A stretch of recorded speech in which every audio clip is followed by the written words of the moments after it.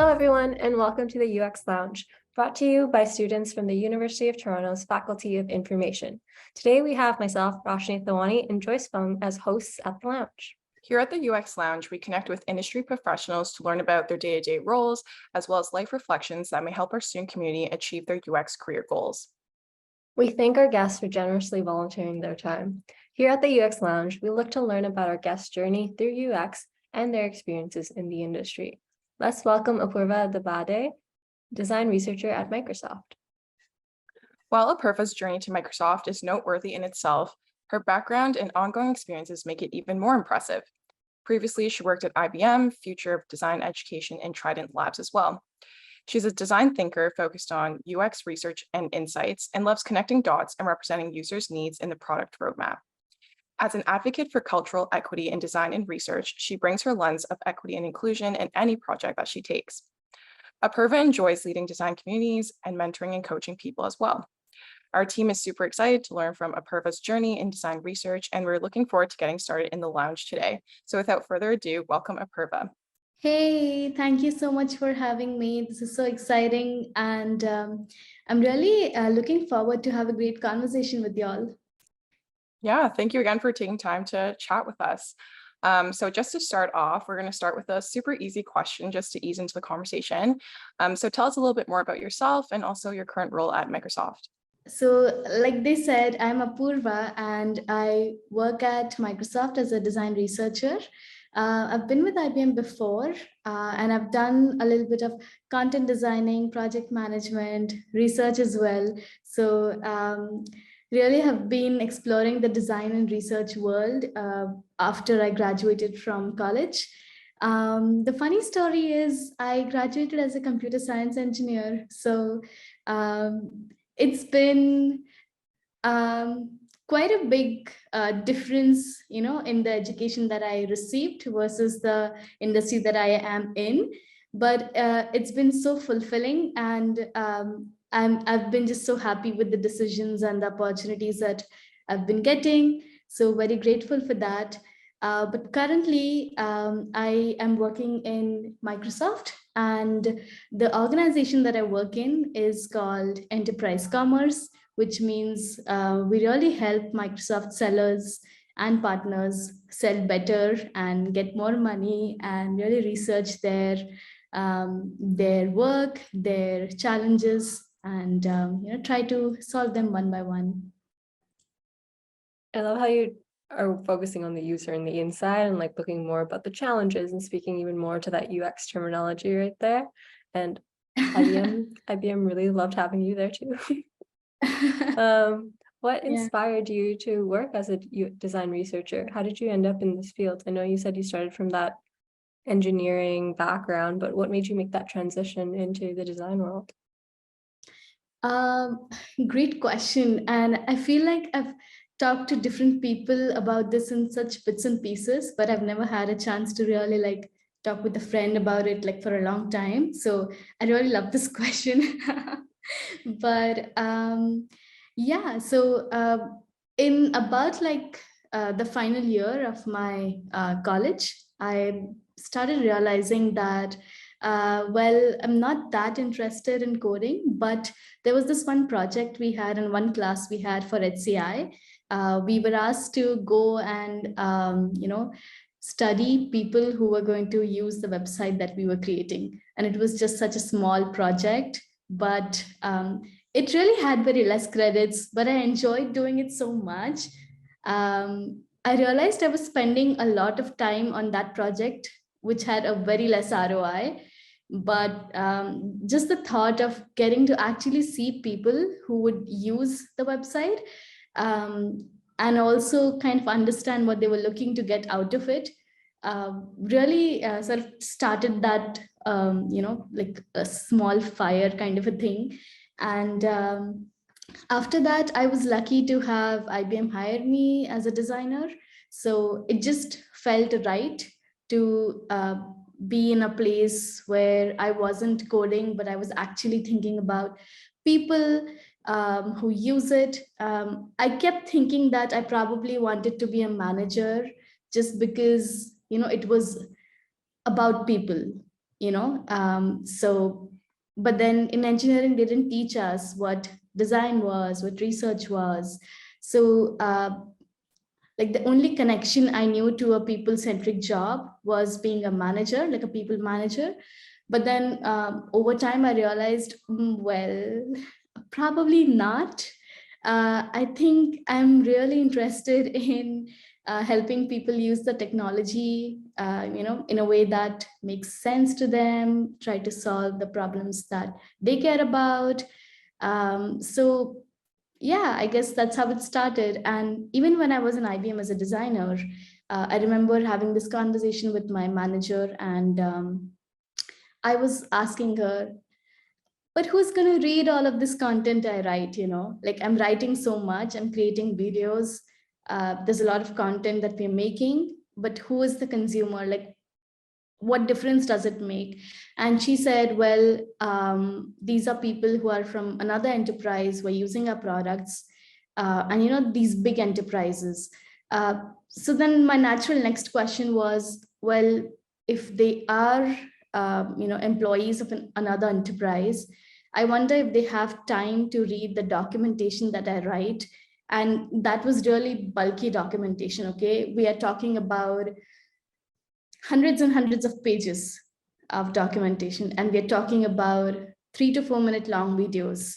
And if you're stuck in a problem, you're trying to troubleshoot something, you're trying to use an application for your job, I wouldn't have the patience to go through all of that.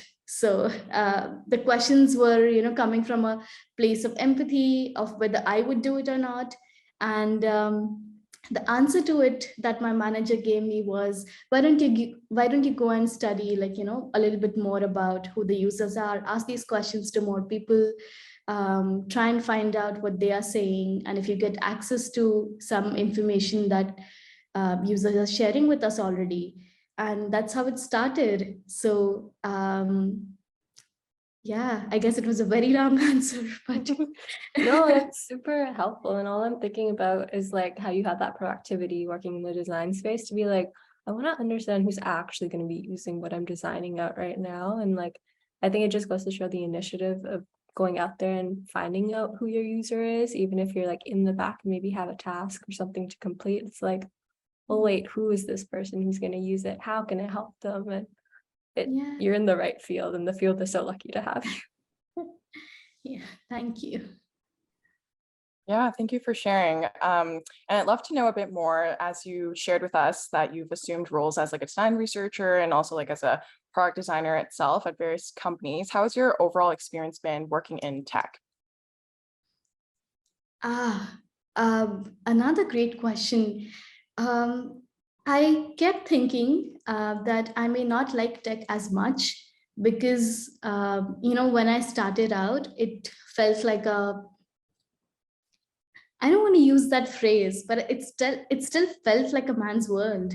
I hate using that phrase, because everyone in my class was applying for these coding jobs, and they were really well-paying jobs in big tech companies, and I felt like uh, an outsider in that world. I felt like I didn't belong here.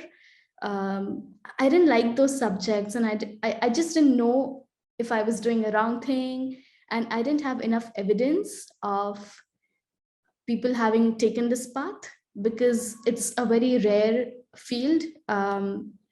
Like at that time, it was a very new thing for me when I was graduating. Now I know enough people who talk about it in colleges, so I guess it's changing. But at that time, I felt like tech was intimidating. It was a very scary place to be in, especially because I didn't quite understand the language that these people were using. My only definition of tech was those C++ things, JavaScript things, and that's all I knew about it. And I didn't quite like it, so I didn't understand it, and it felt very scary. But then when I entered, the industry with IBM, there was this whole design organization that they had, and it was so different like within the tech world itself, there was like a whole bunch of people who were thinking about humans and who were talking about humans and who actually care about the day-to-day of these humans, right? So it wasn't so much about the tech as it was about caring about these people and their needs. And I think that sort of helped me ease into the tech world, right? So today, when I look at these big softwares that Microsoft users are using, and the crazy tech that goes behind it, it doesn't seem as scary, because at the end of the day, I know that these are regular people like you and I, and they just want to do their job and do it happily, do it easily, and hopefully have some fun along the way while they're using our products. So if those are the goals that we want them to achieve, I think it gets easier to break things down from those goals. I love how you said it's not really about the tech, it's about the people. It's like, need to tattoo that. That's exactly what every UX person wants to hear, every manager wants to hear. Let's And make a t-shirt. Yeah. Just wear that wherever you go into the Yeah. office. It's not about tech, it's about people. Yeah, thanks for sharing that. And prior to going into the conversation with you today, we did a bit of research about your experiences and also your involvement just within the UX community. We noticed that you're also a mentor on ADP list, and I'm sure also a mentor for many other up and coming designers out there. We were curious to learn more about your experience as a mentor. What are some highlights, and what are some things? What are some pieces of advice maybe you can also give to mentees who are seeking mentors in the UX community? Yeah, I think that's one of the most enjoyable parts of any job, getting to, mentor. And it's a responsibility. It's not a casual conversation you can have. You could, I mean, but it's still like a responsibility of trying to help another person. And I enjoy it. And I've been able to meet so many enthusiastic people who are willing to learn about the field of design and research, whether they are from the industry or outside and trying to break into the field. I think mentorship is a great way of connecting with people, and just sharing some great ideas. It's always like people say that, so it's not a new thing to hear, but it's always like a two-way learning between a mentor and a mentee. But I think one of the things that I would tell any mentee is, don't be afraid to be vulnerable, with your mentors, because sometimes when we haven't done our own work, of what is it that I really need help with, and it's a very difficult question to answer, probably don't need help with job finding. I think there's a lot of whys that go behind asking that question. So I think there are many root questions that you want to get answered before you start asking surface level questions, like how can I improve this skill? How can I get a job in this field? And it involves a lot of figuring out that I'm not good at this, I need help. And it's totally okay to feel that way, and to be courageous enough to ask help. It's so difficult to acknowledge that you need help. So I think being able to be vulnerable with your mentor and just sharing very honestly that you want to grow, I think that can be a great opener, or like an icebreaker between a mentor and a mentee. So I think that's one advice. Nice. And I love that you said like being vulnerable. I feel like we all I think we're almost taught as we're growing up to be a professional self and then have our personal self. And, having that divide can really cause a lot of turmoil within. It's like, well, what can I bring to the table in this relationship? But if you treat every conversation as just a relationship and getting to know someone and just being your authentic self, I think that gets easier with that vulnerability piece. And those are true leaders, right? The folks you want to work for are the people that you can relate to, who are personable or approachable. So that's wonderful advice. I love that advice. Yeah. And speaking of advice, we know that the recent tech layoffs have been really high in the tech industry. Do you have any advice for people who are on the job hunt in this field or like just going through a change right now? I just don't know if I can advise, because I've not been in that position. I'm privileged enough to um, not feel that, the distress of that situation. So I'm not sure if I'm the right person to ask this question. But even so, I think not as advice, but just as a way of, just continuing the sense of this community. I think there are a lot of good people in this design and research community, and I have realized over 4 years of working that there are a lot of good people in this community. I think I may be biased when I say more than any other, any other domain in tech. But these networks and these people really do pull through, and they really actually end up being very helpful. So feel free to just reach out or just ask for help, and I'm sure a lot of people will be very happy to help. Right, it goes back to like what you were saying earlier about the vulnerability piece. That's like the first step is really just making that connection and learning like, what can I do? Or, I'm here in this position, but how can I move forward? Yeah, it's really helpful advice. Yeah, thank you for sharing. And I think a lot of our audiences oftentimes are like new grads or people who are about to graduate. So it's like very helpful perspective to share. And with that in mind as well, I know sometimes a lot of our audiences are also maybe curious about in terms of like the processes of research and how that's applied to design, because I know we do have quite a mixed audience of UX researchers and designers as well.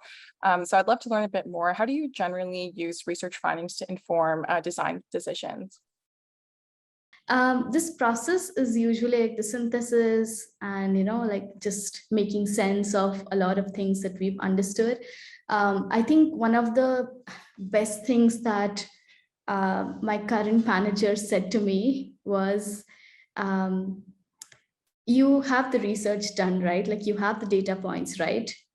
So you should be able to confidently advocate for the user's needs or pain points just based on what you've learned from the research. I think that was helpful because I had been feeling very underconfident, because there are like a lot of cross-functional teams that you work with and people who have been in that space, for a long time. So it gets very intimidating to say that, well, but we heard something different from our users, or we found out something contradictory from our research, and that's just such a tough spot to be in. But I think doing that desk work of like just putting your head down and doing that synthesis, connecting those dots, I love to use stickies. So any digital version of stickies where I can just have color codes and patterns and just move things around. That's my process. But I think it's also like so much of absorption and internalizing what we've heard during research. Many times, like it just seems like question and answers, like you are in an interview, you're asking something, they are responding to it, and you just are so focused on what you hear, like in the words, that you don't necessarily understand how those words actually point to a deeper pattern or a behavioral aspect of the user's job. So it really is not wrong when they say that research does take a lot of time, and it should take that much amount of time, just sitting with what you have and making sense of it. Because unless you really are in a place where you feel that pain, where you agree with that pain, you might not be able to make the best recommendations for your design team. And we have, like, all of us have these different biases, right? So there's something in your brain that tells you this is a more important problem to focus on versus this is not an important problem. And those are really your biases.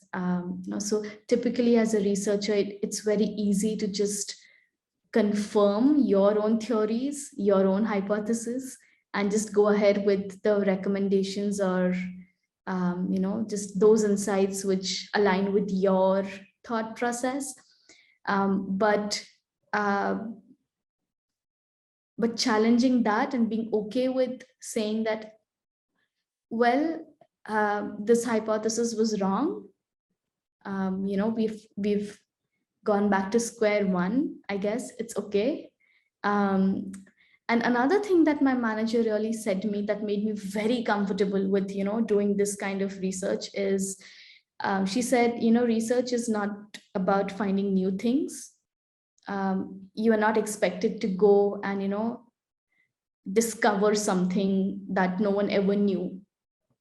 It's okay if you come back with validations, saying that, yeah, we thought this was working well, and we just found out it actually is working well. That's good research too. So I think just being okay with whatever you find, not letting your biases affect them, and then kind of like being confident in, in just saying that, hey, these are the problem areas, these should be our goals. So for me, like in our team, what we do is come up with these goals, like UX goals, that the design team should work on, which are based on these research findings. So it's more like affinity mapping. I'm not sure if everyone would know that, but essentially we find, like, we have a lot of things that we've found out. We find patterns, we connect them, and then try to find, say, a few themes, or a few things to focus on.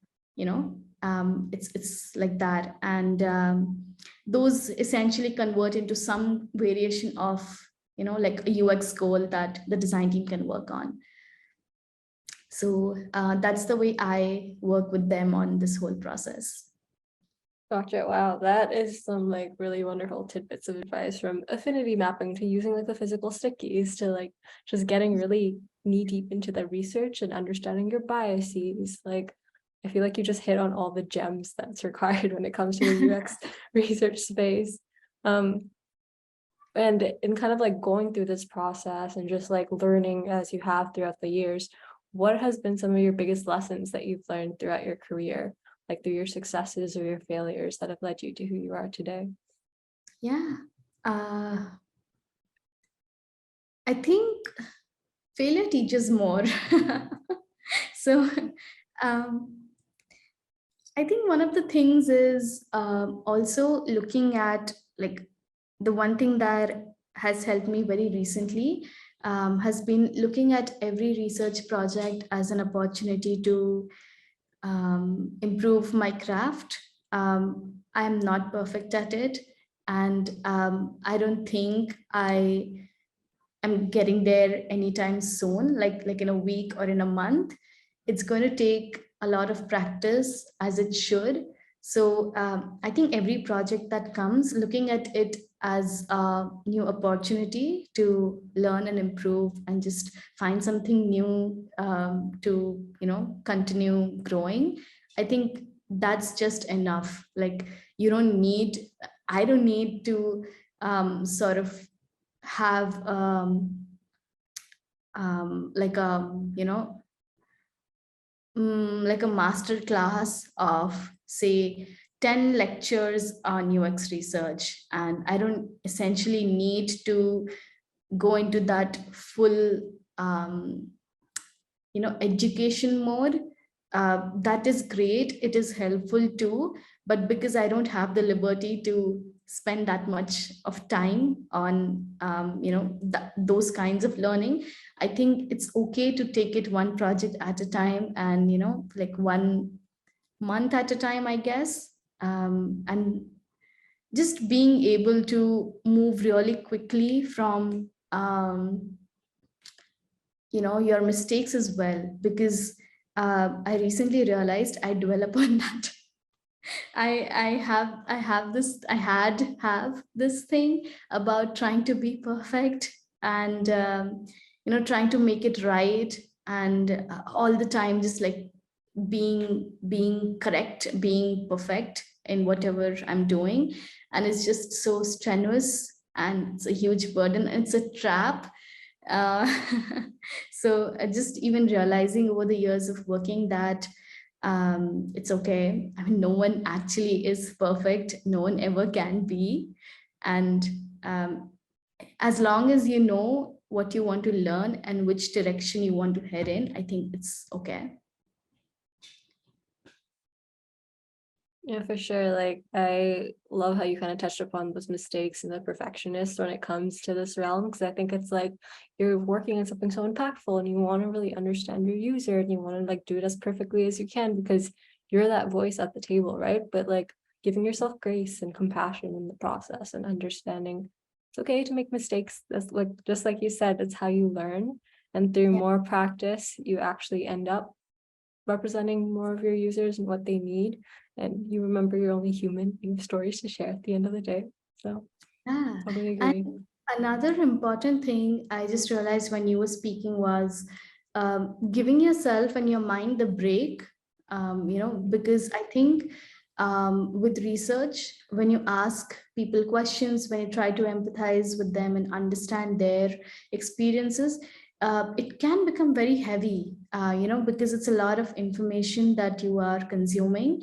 And this information is not transactional, it's very like it's people are very passionate about their jobs, and you're trying to understand all of those things. So it can get heavy.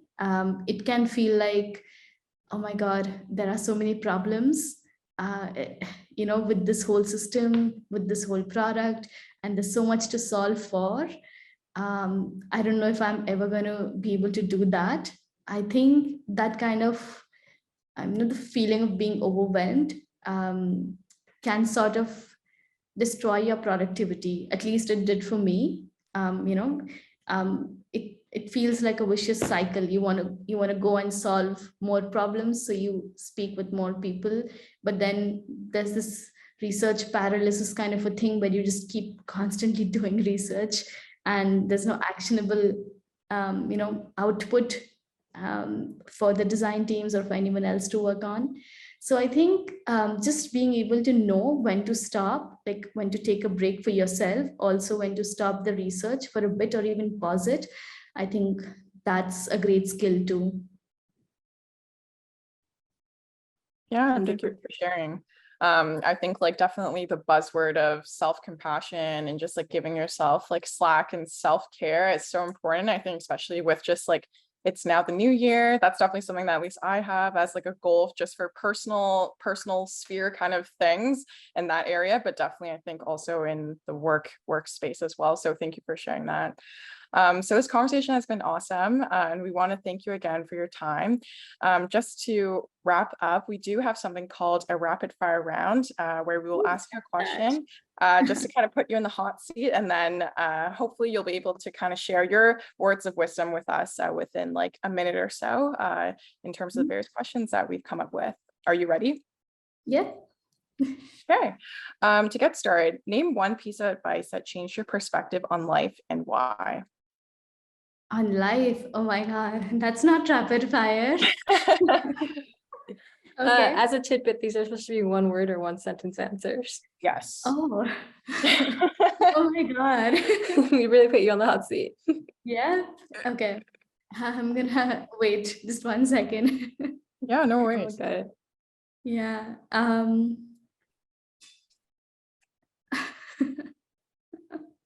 I think that it's 2 words. It's okay. It changed. Just it made me more open to learning. Yeah, for sure. I feel like I definitely need that as like a print on my wall or something every day when I go to work or go to class. So I love that. What are some words of wisdom from a mentor or someone else that's always stuck with you? You are never going to be, away from your dream if you keep learning. So every day on your job should be a learning activity. Yeah. What's the most important thing for a successful career in research? Being curious, being wanting to understand people from a place of non-bias is not a thing, but from a place of true empathy and minimum bias as possible. How do you stay current with the latest design research trends and also techniques? We have this group in our, in our organization where we meet and we share these things, like latest things that anyone has learned, fun things that they liked and wanted to share. But other than that, also LinkedIn really helps a lot because I'm probably using it, a lot for just understanding what's happening in the industry. So that's my sources. Yeah, for sure.